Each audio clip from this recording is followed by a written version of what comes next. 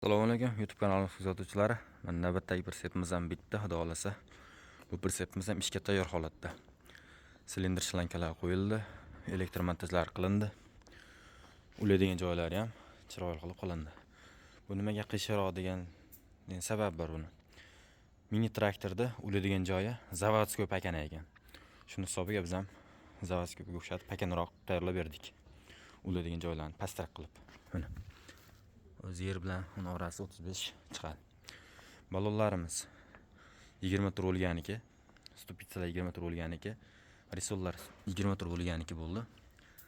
Buni 20 metr bo'lgani chiloglarni qo'yib, o'rnatib tayyorlab berdik. Pritsepimiz razmeri eni 180, uzunligi 3 metr bo'ldi.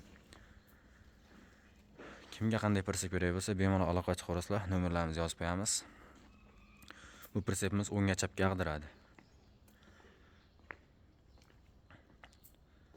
Silindr holatlari ham idealniy silindrlar qo'yilgan.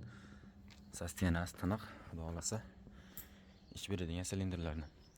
Pritsepimiz bortlari to'ril tomonga ochilib olinadigan variantidan. Videomiz yoqqan bo'lsa, like, podpisa bosib qo'ysanglar, hammaga omad, charchamanglar. Nomerimizni ekranga yozib qo'yamiz.